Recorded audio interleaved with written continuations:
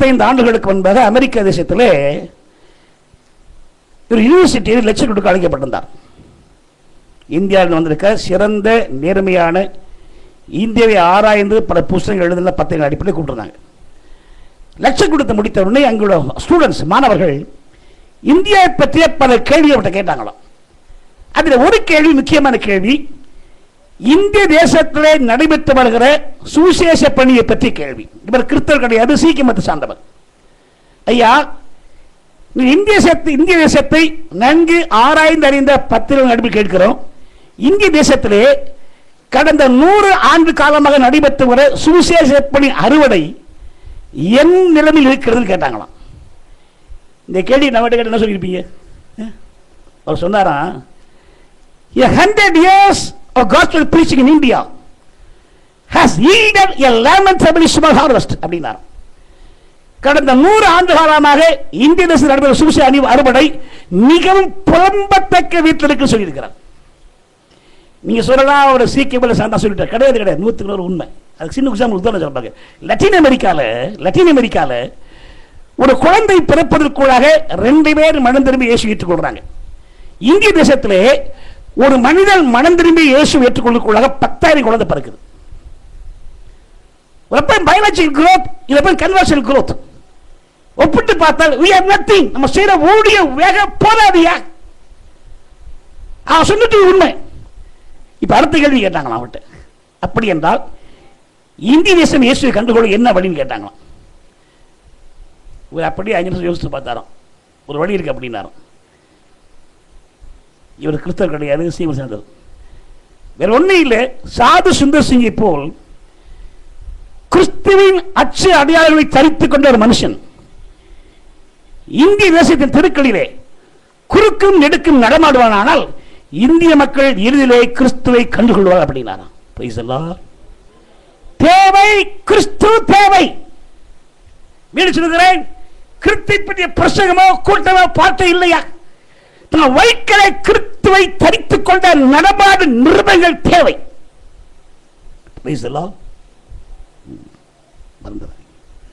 இல்ல, இந்த கிறிஸ்துவின் சாயலை நான் பெற்றுக்கொள்ள எப்படின்னு அந்த மாதிரி சிந்திக்க போறோம்.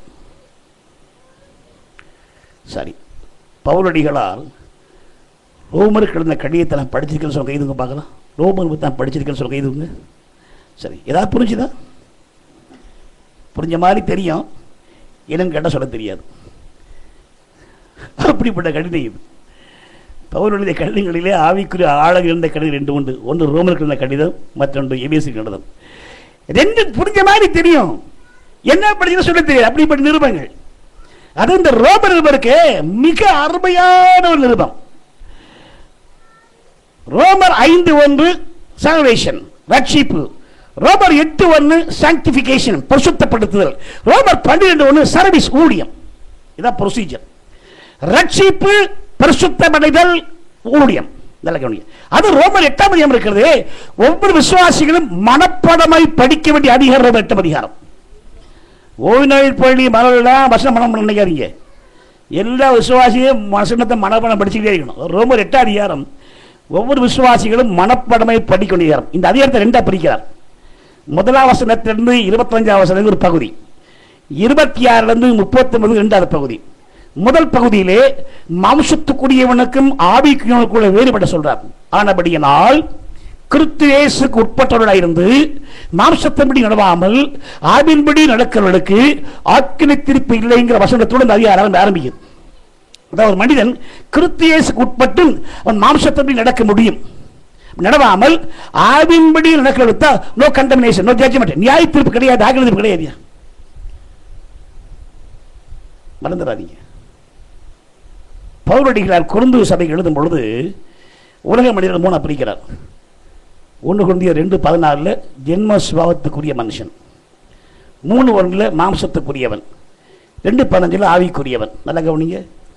1 ஜென்ம சுபாவமான மனுஷன், 2 மாம்சத்துக்குரியவன், 3 ஆவிக்குரியவன். ஜென்ம சுபாவ மனுஷன் கடவுளை ஏற்றுக்கொள்ளாதவன், கடவுளை புறக்கணிக்கிறவன், தெய்வபயம் இல்லாதவன். அவனை விடுங்கோ. இந்த மாம்சத்துக்குரிய யாருன்னா மனம் திரும்பி ஞானஸ்தானம் பெற்று பரிசுத்தாய் பெற்று பாசை பசி குதிக்கிறவன். ஆனா வாழ்க்கையில் சுபாவம் மாற்றம் இருக்காது. மதத்தை மாத்திருப்பான், சபையை மாத்திருப்பான், ட்ரெஸ்ஸை மாத்திருப்பான், சுபாவம் மாறி இருக்காது. உயிரத்தில் ஊழி பார்த்தா பணாசை பொருளாசை நிறைஞ்சி இருக்கும். அது மட்டுமில்லை, நீ வாழ்க்கிற ஆண்களுக்கு முதலிடம் கிடையாது. முழுக்க முழுக்க மாம்சத்துக்குரியவன். மூன்று ஆவிக்குரியவன். ஆவிக்குரியவன் வாழ்க்கை பார்த்தீங்கன்னா டோட்டலா முழுமையாய் ப்ளீசிங் காட், தேவரை பிரியப்படுத்த துடிக்கிறவன், டூயிங் காட்ஸ் வில், ஒவ்வொரு அடி எடுத்துக்கும் பொழுதும் தேவ சித்தத்தை வாஞ்சிக்கிறவன் அந்த ஆவிக்குரியவன். இந்த கிறிஸ்தவ சமுதாயத்திலே 99% விசுவாசிகள் ஊழியக்காரர்கள் மாம்சத்துக்குரியவர்களே. அதே ட்ராஜடி தெரியுமா உங்களுக்கு? சரி, மாம்சத்தினை பிழைப்பதற்கு நாம் மாம்சத்துக்கு கடனாளிகள் அல்ல. மாம்ச சிந்த மரணம், ஆவின் சிந்த ஜீவசமா சொல்லிட்டு வரும்போது ஆவிக்குரிய மனிதனின் 3 நிலைகளை சொல்றார். வந்து வச்சுக்கங்க, ரோமர் 8ஆம் அதிகாரம், ரோமர் 8:16 தேவனுடைய பிள்ளை, அந்த வார்த்தை வருதா? தேவனுடைய பிள்ளை. 8:14 தேவனுடைய புத்திரர் வருதா? 8:17 தேவனுடைய சுதந்திரர் வருதா? இந்த 3 வார்த்தை மிக முக்கியமானது. ஆவிக்கிற வாழ்க்கை நிலை 3 நிலை. தேவனுடைய பிள்ளை, தேவனுடைய புத்திரன், தேவனுடைய சுதந்திரன். பிள்ளை குழந்தை பருவம், குழந்தை பருவம். அவருடைய நாமத்தின் மேல் விசுவாசம் உள்ளவர்களாய் அவர் ஏற்றுக்கொள்ள எத்தனை பேரோ அத்தனை பேருக்கும் தேவனுடைய பிள்ளை ஆயுதம் கொடுத்துருக்கார். பிள்ளை இதுவும் தானா செய்யாது. மற்றவங்க தான் குளிப்பாட்டி ஒண்ணும், மற்றதான் தலை வச்சு ஒண்ணும், மற்றதான் எண்ணெய் பூசணும், மற்றதான் சாப்பாடு போட்டு ஒண்ணும், மற்றதான் தூக்க வைக்கணும், ட்ரெஸ் மாத்திரம் இல்லை, மற்றவங்க தான் மற்றவர்களே சார்ந்து இருக்கு. இது குழந்தை. நீங்க எப்படி? நீங்க எப்படி? ஐயா எனக்கா ஜெபம் பண்ணுங்க, ஐயா எனக்கா ஜெபம் பண்ணுங்க. ஆமா, நீங்க எனக்கு ஜெபம் பண்ண போறீங்க? குழந்தையே வந்துட போறீங்களா? குழந்தைக்கு சாதம் விட்டு தப்பு இல்லைங்க. 40 நிமிஷம் ஆன பிறகு சாதம் விட்டு என்ன அர்த்தம்? அசிங்கமா இல்ல? சொல்லுங்க. குழந்தைகள் தவறு செய்யாது, மற்றபடி சார்ந்து இருக்கும். இல்ல, குழந்தையா இருந்த பொழுது குழந்தையை போல பேசினேன், குழந்தை போல சிந்தித்தேன், குழந்தை போல யோசித்தேன். புருஷனான பொழுதோ என்ன அர்த்தம்? வளர்ந்து விட்ட பொழுதோ குழந்தை கேட்டவள ஒழிச்சிடணும். இன்னைக்கு இல்லையே, இன்னைக்கு இல்லையா? அதையே கிறிஸ்தவ பரிதாப நிலை. தேவனுடைய பிள்ளை, 3ஆம் தேவனுடைய புத்திரர், இது வாலிப பிராயம். மேலும் எவர்கள் தேவனுடைய ஆவியினாலே நடத்தப்படுறார்களோ அவர் தேவனுடைய புத்திரர் படுவார்கள். இல்லையா? இன்னைக்கு பரிசுத்தனை பெற்றுக் கொள்றாங்க, அது உண்மைதான், இல்லைன்னு சொல்லல. ஆனா அந்த ஆவியை நடத்தப்படுறாங்களா? ஆவியானவர் நடத்துகிறவர். ஆவியானவர் பிலிப்பை நோக்கி நீ போய் ரதத்துல சேர்ந்து கொள் நடத்தினாரா? நடத்துகிறவர் யார்? நடத்துறீங்களா? வாவி நம்பி 23 மாட்டாங்க. கையில் 100 ரூபா கொடுத்துட்டு சமமாயிட்டு மீதி உனக்கு தெரியும், மீதி காசு உனக்கு திரும்பி தரணும் அப்படிம்பாங்க. வாழைப்பழம் அவ்வளவுதான். உண்மைதானா? 3வது சுதந்திரர், முதிர்ச்சி அடைந்த நிலை. இது வரணும்னா பாடுகள், இந்த 17 வருஷம் படிச்சு பாருங்க வீட்டில் போய். பாடுகள் சொந்த முதிர்ச்சிகளை கொண்டு போகும். அப்பா என்ன சொல்லுவார்? வயசாகி போச்சு, இந்த வீட்டு சாவி, பேங்க் சாவி, பேங்க் புக்கு, பீரோ சாவி எல்லாம் கொடுத்து ஹேண்டில் பண்ணிடுவார். அந்த முதிர்ச்சி அடைந்த நிலை. இந்த 3 வார்த்தை கலாத்தியர் 4ஆம் அதிகாரம் முதல் 5 வசனத்தில் இதே 3 வார்த்தை பழபடி யூஸ் பண்ண பவுலடிக்கிறார். இல்லையா? சரி, இதை சொல்லிவிட்டு இது நம்முடைய தியான பகுதி கிடையாது. 26 39 வரைக்கும் இருப்பதிலே ஆவிக்குரிய மக்களாகிய நாம் கிறிஸ்துவின் சாயலை பெற்றுக்கொள்ள எப்படிங்கிறத நம்ம அழகாக வர்ணிக்கிறார். ரோமர் 8ஆம் அதிகாரம் 26 39 வேத பகுதியிலே கிறிஸ்துவின் சாயலை பெற்றுக் கொள்ளக்கூடிய 7 காரியங்களை அழகா சொல்றார். 7 காரியங்களுக்கு ஸ்டெப் பை ஸ்டெப்பா சொல்ல போறேன். ஓனா இதெல்லாம் கவனிங்க. மேலட்டா பார்க்கும்போது புரிஞ்ச மாதிரி தெரியும், ஆனா புரியாது. சிந்திச்சு அதெல்லாம் கவனிங்க. 7 குறிப்பு ரொம்ப அழகா சொல்ற பவுலடிகளை. சிந்திக்கும் போது ஜெபத்தோட சிந்திக்கணும். ஆண்டவரே எனக்கு உண்மை போல மாற்றும். Make me more like thee. Jesus, make me more like thee. Give me a heart that's filled with love and make me more like thee. உண்மை போலாக்கும் இயேசுவே, எனக்கு உண்மை போலாக்கும். உள்ளத்தை அன்பால் நிரப்பியே என்னை உண்மை போலாக்கும். பழைய கோரஸ் பாடலாமா? உம்மை போலாக்கும் இயேசுவே, உம்மை போலாக்கும். உள்ளத்தை அன்பால் நீரப்பி என்னை உம்மை போலாக்கும். உள்ளத்தை அன்பால் நீரப்பி என்னை உம்மை போலாக்கு. Make me more like thee, Jesus, make me more like thee. Give me a heart that's filled with love and make me more like thee. Give me a heart that's filled with love and make me more like thee. உம்மை போலாக்கும் இயேசுவே, உம்மை போலாக்கும். உள்ளத்தை அன்பால் நீரப்பி என்னை உம்மை போலாக்கும். உள்ளத்தை அன்பால் நீரப்பி என்னை உம்மை போலாக்கும். இந்த 7 குறிப்பில சொல்லும் பொழுது ஏதாவது புரியலன்னா தயவுசெய்து தைரியமா, ஐயா புரியல, புரியும்படி திருப்பி சொல்லுங்க, கேட்கலாம். சரி. கிறிஸ்தவ சாலை பெற்றுக்கொள்ள முதல் உபகரணம் என்ன வாசிக்கலாமா? ரோமர் 8ஆம் அதிகாரம் 26, 27 வாசிங்க. அந்தபடியே ஆவியானவரும் நமது பலவீனங்களில் நமக்கு உதவி செய்கிறார். நாம் ஏற்றபடி வேண்டிக் கொள்ள வேண்டியது இன்னதென்று அறியாமல் இருக்கிறபடியினால் ஆவியானவர் தாமே வாக்கு கடங்கா பெருமூச்சுகளோடு நமக்காக வேண்டுதல் செய்கிறார். ஆவியானவர் தேவனுடைய சித்தத்தின்படியே பரிசுத்தவான்களுக்காக வேண்டுதல் செய்கிறபடியால் இருதயங்களை ஆராய்ந்து பார்க்கிறவர் ஆவின் சிந்தை இன்னதென்று அறிவார். அந்த 2 வருஷத்தை உற்று பாருங்க. திரும்ப திரும்ப திரும்ப வருகிற வார்த்தை உண்டு. ஆவியானவர் ஆவியானவர் ஆவியானவர் வருதா? அப்போ கிறிஸ்துவின் சாரை பெற்றுக்கொள்ள விஷயம் முதல் போனோம் யார்? கர்த்தருடைய ஆவியானவர். ஹல்லேலூயா. God spirit. ஆவியானவரின் துணை இல்லாமல் எந்த மனுஷனும் தன் வாழ்க்கையில கிறிஸ்துவின் சாரை பெற்றுக்கொள்ளவே முடியாது. அதற்கென்றே ஆவியானவர் அருளப்பட்டிருக்கிறார். ஹல்லேலூயா. ஆவியானவரை பற்றி தெளிவான அறிவு இருக்கணும் இல்லையா? திருத்துவ தேவனிலே 3வது நபர் ஆவியானவர். ஆவியானவர் ஆவியானவர் அர்த்தம் என்ன? அவர் ஆழ்த்தத்தை உடையவர் இல்லையா? ஏதோ மியூசிக் போட்டவனே உடம்பை குளிக்கிட்டு போற சக்தி நினைக்காதீங்க, அதெல்லாம் ஆவியானவர். ஆவியானவர் திருத்துவ தேவனிலே 3வது நபர், ஆழ்த்தத்தை உடையவர். பரிசுத்த ஆவியானவர் ஆழ்த்தத்தை உடையவர் என்றால் அவருக்கு சில குணாதிசயங்கள் உண்டு. உண்மைதானா? அது ஒரு குணாதிசயம் என்ன? ஆவியானவர் தாமே வாக்கு கடங்காத பெருமூச்சுகளோடு நமக்காக வேண்டல் செய்கிறார். ஆவியானவர் ஜெபிக்கிறவர், ஜெபிக்க தூண்டுகிறவர், ஜெபிக்க வாஞ்சி உருவாக்குவார். ஒரு மனிதன் பரிசுத்தாவை நிலையை பெற்றுக்கொள்ள சொல்லியும் அவனுக்குள்ள ஜெபஜீவியம் இல்லை என்றால், ஜெபிக்க வாஞ்சி இல்லை என்றால், ஜெபிக்க தூண்டல் என்றால், அவனுக்குள்ள இருக்கிற ஆவி வேற ஆவி. என்ன ஆவி சொல்லுங்க? வேற ஆவி. விசுவாசியில் இந்த கடைசி 3 காலத்தில் நம்ம கவனமா இருக்கணும்.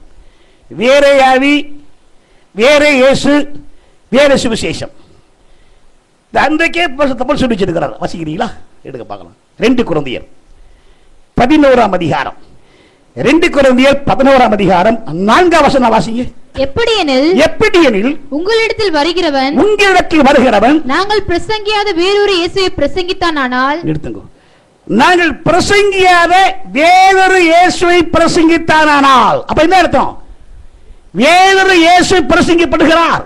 ஐயா, இன்றைக்கு அநேக ஆலயங்களிலே ஆவிக்குரிய குற்றங்களே பிரசங்கிக்கப்படும் இயேசு வேத வெளிப்படுத்தும் இயேசு அல்ல, வேற இயேசு. போல் சொல்றார், நாங்களோ சிலுவையில் அறையப்பட்ட இயேசு பிரசங்கிக்கிறோம். சிலுவை இல்லாத இயேசு வேற இயேசு. இன்னைக்கு அநேக சபைகளில் கூட்டங்களில் கொரியா இயேசு, அமெரிக்க இயேசு பிரசங்கிப்படுகிறார். வேத வெளிப்படுத்தும் இயேசு அல்ல. கொஞ்சம் நீங்க விழிப்பா இருக்கணும். டிசைனிங் ஸ்பிரிட் வேணும். ஏமாந்துருக்கீங்க நீங்க. ஆமா, மக்களை பிரியப்படுத்த கூட்டம் கூட்டுறதுக்கு. அதாவது மோசே மலைக்கு மேல போயிட்டார் இல்லையா? ஜனங்களுக்கு குழப்பம், என்னடா ஆறு இருக்காரு சேர்த்துறாரான்னு சப் கமிட்டி போட்டு ஆரோன் தவறாக, பிஷப்பா ஆரோன் தவறாக ஐயா அந்த ஆள் என்னாச்சுன்னு தெரியல, செத்தான்னு தெரியல, மனுஷன் தெய்வங்களை உண்டு பண்ணும் கேட்டாங்களா? என்ன பண்ணலாம், சரி இந்த மூக்கில் காயில மாட்டி கீழே கட்டி கொண்டாங்கிறான். என்ன பண்ணாலும் கண்ணுக்குட்டி உருவாக்கி நாளைக்கு கத்தருக்கு பண்டிகை என்ன சொன்னா, இந்த வசனத்தை வாசிங்க. யாத்திராகமம் 32 அதிகாரம் 5 வசனம் வாசிங்க. யாத்திராகமம் 32:5.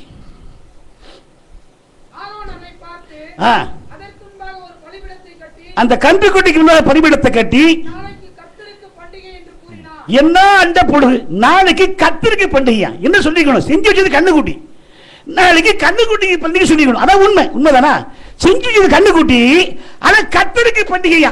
சரி, நம்ம ஆட்கள் இருக்காங்களே கண்ணத்தை பார்க்க வேண்டாம், கத்தருக்கிற கண்ணுக்குட்டின்னு சொல்லி இவங்களுக்கு டான்ஸ் ஆடணும் இல்ல? இது கூட ஆடுனா டான்ஸ் ஆனதா வர்ஷிப் நினைக்கிறான். அது செவந்த சமுத்திர மாதிரி கண்ணுக்குட்டியோ ஆடுனா அப்பா வர்ஷிப் அப்படிங்கிறான். இவன் பாருங்க, அப்ப என்ன தெரியுமா அர்த்தம் கண்ணுக்குட்டினா? சொல்லுங்க, கத்தருக்கு பண்டிகை கண்ணுக்குட்டியா அப்படின்னு எடுத்தான். இந்த கண்ணுக்குட்டி என்னது? அன்றைக்கு அது எகிப்திய தேவர்களில் ஒண்ணும், அதுதான் கேட்டான். இன்னைக்கு அது என்ன அடையாளம்? கண்ணுக்குட்டி என்பது தேவனுடைய நடத்தின்படி உருவாக்கப்பட்டது கிடையாது, உண்மைதானா? மக்களை பிரியப்படுத்த, மக்களை திருப்திப்படுத்த, மக்களை மகிழ்ச்சிப்படுத்த மனித மூளையினால் உருவாக்கப்பட்ட ஒன்று என்னது? கண்டுக்குட்டி. அதே போல இன்றைக்கு மக்களை பிரியப்படுத்த, மக்களை மகிழ்ச்சிப்படுத்த, திரைக்கூடத்தை கூட்ட மனித மூளையால் செய்யப்படும் அனைத்து ஊழியங்களும் கண்டுக்குட்டிகளே. என்ன சொல்லுவான்? இயேசுமா கத்தர்மா ஏமாந்துறாரு. ஐயா புரியுதா? புரியுதா? புரியலையா? ஏசுநாத நீங்கள் புறப்பட்டு போய் எனக்கு பெரிய கூட்டத்தை கொடுங்க சொல்லவே இல்லை, தெரியுமா? கூட்ட சொல்லலையா ஏசுநாதர்? Go preach the gospel, make disciple. நீ புறப்பட்டு போய் சகல ஜாதிகளையும் சீஷராக சொல்ல கூட்டம் சொல்ல. கனவாட்டங்களில் கூட்டம் கூடுது, மீன்களில் கூட்டம், டாஸ்மாக் கடையில் கூட்டம் நிரம்பி வழியுது இல்ல? அது மாதிரி நீங்க எனக்காக கூட்டம் சொல்லவே இல்லையா பைபிள்ல? கூட்டம் யாரை கூப்பிட்டு இல்லையா? சில்க் சிமிதா நடனத்தோடு ஆவிக்குரிய கூட்டம் ஆரம்பமாகும்னா ஓ பிரைஸ் காட் அப்படிமா. ஏசுநாதர் கூட்டம் கூட்டுறதுக்கு அட்ராக்டிவ் மினிஸ்ட்ரி பண்ணலையா? அதெல்லாம் கண்டு குட்டிகள். ஆனா கண்ணுக்குட்டி சொல்ல பார்த்தா இயேசு கத்தர் அருளியம்மா, கண்ணை திறந்து பாரு, மனக்கரு தேக்கப்படட்டும். ரொம்ப கவனமா இருக்கணும். நாங்கள் பிரசங்கியாத வேறொரு இயேசுவை பிரசங்கித்தான். ஆனால் வாசிமை தொடர்ந்து அல்லது நீங்கள் பெற்றிராத வேறொரு ஆவியையும் நீங்கள் ஏற்றுக்கொள்ளாத வேறொரு சுவிசேஷம் பாத்தீங்களா? another Jesus, another spirit, another gospel. இந்த மூன்று வார்த்தைகள் ரொம்ப கவனமா இருக்கணும். இந்த மூன்றுமே உங்களுடைய சிந்தையை கிறிஸ்துவை விட்டு திருப்பக்கூடிய ஒன்று. ஏன் சொல்றேன்னா 2ஆம் வசனத்துல அருமையான குருது சபையே, நான் உடைய கற்புள்ள கன்னிகையாக கிறிஸ்து என்கிற ஒரே புருஷனுக்கு ஒப்புக்குள் நியமித்தபடினால் உங்களுக்காக தேவன் வேலை கொண்டிருக்கிறேன். ஆனா எப்படி பிசாசு அந்த ஏவாள் ஆதாம் மைண்ட திருப்பணும், அதே போல உங்க சிந்தையின் திருப்பப்படுமோன்னு பயந்திருக்கிறேன். உங்கள் ஒரு கன்னிகையினுடைய மைண்ட் பூரா மனவேற மாதிரியே இருக்கணும் இல்லையா? ஏசு மன விட்டுட்டு இந்த உலக ஆசீர்வாதத்தை திரும்பிடுமோ, அதுக்கிட்ட வேற இயேசு, வேற விசேஷம், வேற காஸ்பல். ஆவி So be careful அப்படிங்கிற கிறிஸ்துவை விட்டு இந்த பார்வை சிந்தை உள்ள திருப்பப்படுமானால் அது வேற ஆவி, வேற இயேசு, வேற சுவிசேஷம்.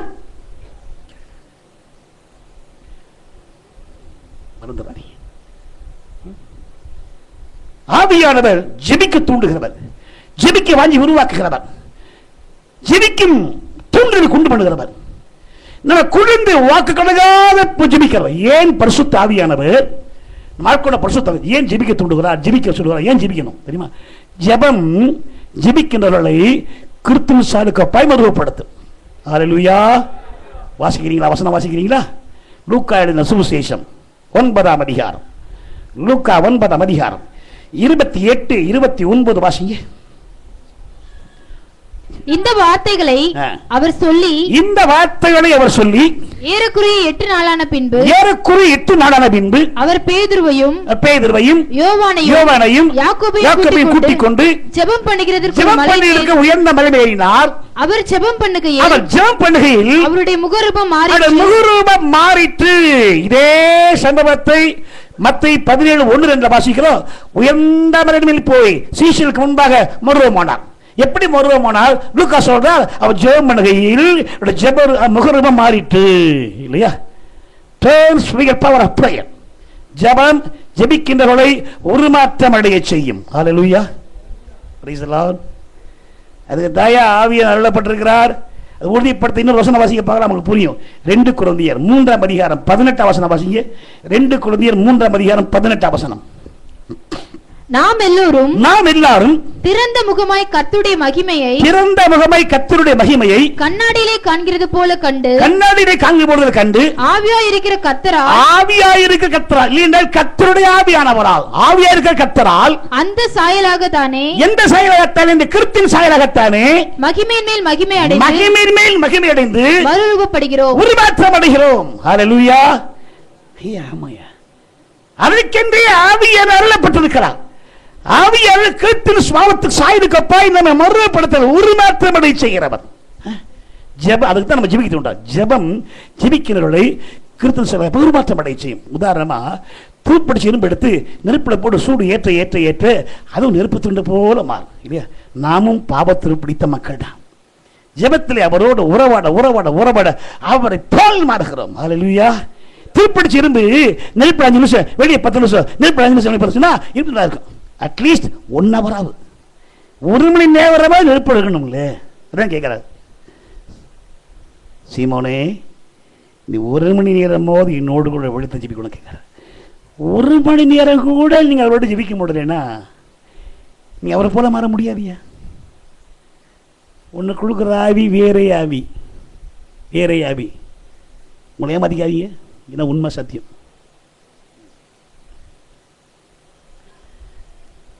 கிறிஸ்துவின் சாயலை பெற்றுக்கொள்ள விஷயம் முதல் வகை கர்த்தருடைய ஆவியானவர், God Spirit. இரண்டாவதாக கிறிஸ்துவின் சாயலை பெற்றுக்கொள்ள இரண்டாவது உபகரணம் என்ன? எல்லாருக்கும் தெரிஞ்ச ஃபெமிலியர் வேர்ட், இது எல்லாத்துக்கும் பயன்படுத்துகிறோம். ஆனால் வசனத்தை நோக்கத்தை விட்டுருவோம். வாசிக்கலாமா? 28 வசனம் வாசிங்க.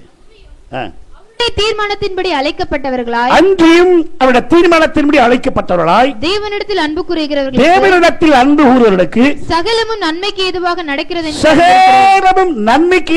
என்று அறிந்திருக்கிறோம். நம்ம வாழ்க்கையிலே சகலையும் நன்மைக்கு அனுமதிக்கிற தெய்வ அறிவை நோக்கத்தை அறிந்திருக்கும் பொழுதுதான் அந்த பாலை போகும்போது சோர்ந்து போக மாட்டோம், முறுமுறுக்க மாட்டோம், அந்த குற்றப்படுத்த மாட்டோம். உண்மைதானா? தீர்மானத்தில் அழைக்கப்பட்டவர்களாய் தேவன் அன்பு சகலம்னா பாடு, கஷ்டம், துன்பம், வீழ்ச்சி, தோல்வி, அவமானம், கண்ணீர், வேதனை, சகலமும் நன்மைக்கு ஏதுவாக. எந்த நன்மைக்கு ஏதுவாக? இந்த போஸ்டருடைய கீவேர்டு 29.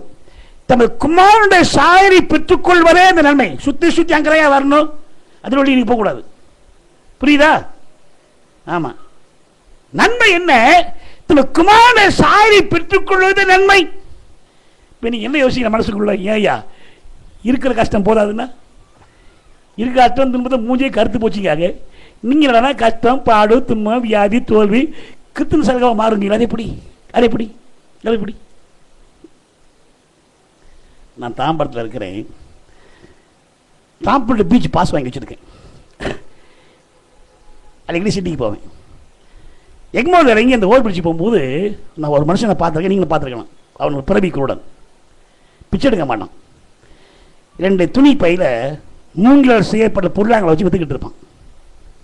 விற்கிறது மட்டும் கிடையாது, அந்த ஃப்ளூட் வாசிவன் பாருங்க, கர்நாடிக் மியூசிக். ஓ எவ்வளோ ஸ்பீடாக பண்ணாலும் நின்று பார்ப்பேன். 2 கண்ணில் இட்டாலும் கர்நாடிக் மியூசிக் அழகாக ப்ளே பண்ணுறான்.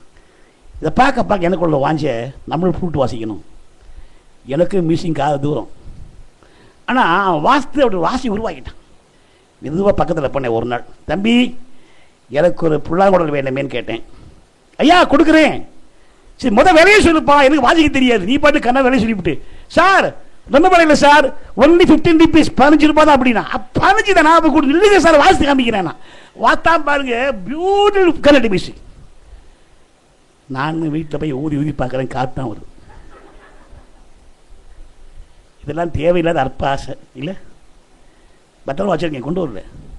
எப்போ டைம் வந்தால் எடுத்து வசத்து பார்ப்பேன், இப்படி என்னென்னமோ பார்ப்பேன். எந்த டைரக்ஷனை வச்சாலும் காத்தான் வரும், வச்சிருவேன் பேசாமல். அம்மா இப்படி பார்த்தாலும் பியூட்டி மியூசிக் வருது. நானும் என்னென்னமோ டைரக்ஷன் பிடிச்சி பார்த்துட்டேன், காற்றை தவிர ஒன்றும் வர மாட்டேங்குது. இப்போ நான் வீட்டில் வச்சுருக்கேன் பத்திரமா. இப்போ நான் அந்த புல்லாங்கோட தூக்கி பிடிச்சி உங்கள்கிட்ட கேட்குறேன், இது என்னன்னு கேட்குறேன். என்ன சொல்லுவீங்க? என்ன சொல்லுவீங்க? புல்லாங்க சொல்லுவீங்க. நான் என்ன சொல்லுவேன்னா, அது மூங்கில்மே. மூங்கில் தான் புல்லாங்குழல் தான், புல்லாங்குழல் தான் மூங்கில் தான். சாதாரண மூங்கில் பார்க்கறவங்களுக்கு மூங்கிலா தெரியலையா, புல்லாங்குழலா தெரியுது. நம்ம எல்லாரும் சாதாரண மனுஷால் தான், பார்க்கறவங்களுக்கு மனுஷால தெரியக்கூடாது, கிறிஸ்துவ தெரியணும். புரியுதுங்களா? அந்த சாதாரண மூங்கில் பார்க்கிற கண்ணுக்கு மூங்கில தெரியாம புள்ளங்களை காட்சி அளிக்கணும்னா அது கடந்து வேண்டிய சில பாதைகள் உண்டு. தெரியுமா உங்களுக்கு? ஊருக்கு வெளியே ஒரு மூங்கில் மரம் பச்சை பசேன்னு பசுமையா செழுமையா படர்ந்துருந்துச்சு. தென்றல் காற்று அடிக்க ஆடி ஆடி வாழ்க்கை அனுபவிச்சுக்கிட்டு இருந்துச்சு. என்ன பண்ண மனுஷன் ஊருக்கு இருந்து வெளியே போனான். சும்மா போல கையில் கோடாரியும் கட்டி தூக்கிட்டு போனான். போனவே அந்த மூங்கில் மரத்தையே மேலே முளைச்சு முளைச்சு பார்த்தான். கோடாரை வச்சு 4 போடு போட்டான். டபாலு கீழே சாஞ்சிட்டு வாய் இருந்தா ஓன்னு அழுது இருக்கும், ஒப்பார் வச்சு அழுது இருக்கும். நமக்கு என்னடா துரோகம் பண்ணேன், வெட்டிக்குள்ள சாச்சிட்டியே. இங்க பாரு, ஊருக்குள்ள உங்க மத்தியில் இருக்கக்கூடாது, ஊருக்கு வெளியே இருக்கிறேன். அப்ப கூட பொறுக்கலையா, வெட்டிக்குள்ள சாச்சிட்டியே. வாய் இருந்தா சொல்லி அழுது இருக்கும், ஒன்னும் பேசல. என்ன பண்ணிருப்பான், கோடை கீழே வச்சுட்டு கத்தி எடுத்து பீஸ் பீஸை வெட்ட ஆரம்பிச்சான். அப்போ அழுது இருக்கும், ஒன்னும் பேசல.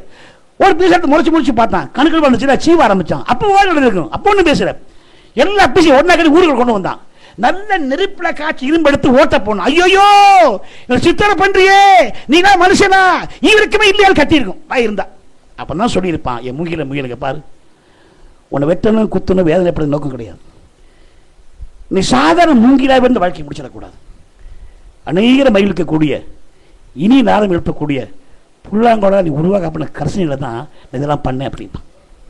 இல்லை ஐயா, ஏதோ பிறந்தோம், ஏதோ படித்தோம், இதை சம்பாதிச்சோம், இதை சாப்பிட்டோம், இதை செத்தோம்னா நமக்கு மிருகத்துக்கு ஒரு வித்தியாசம் கிடையாது. வாழப்பட கொஞ்ச காலம் கிறிஸ்துவின் சாயலை வெளிப்படுத்தணும்னா நம்ம வெட்ட வேண்டிய பகுதி உண்டு, செய்ய வேண்டிய பகுதி உண்டு, தொலைபோட்டு தூக்கிய பகுதி உண்டு.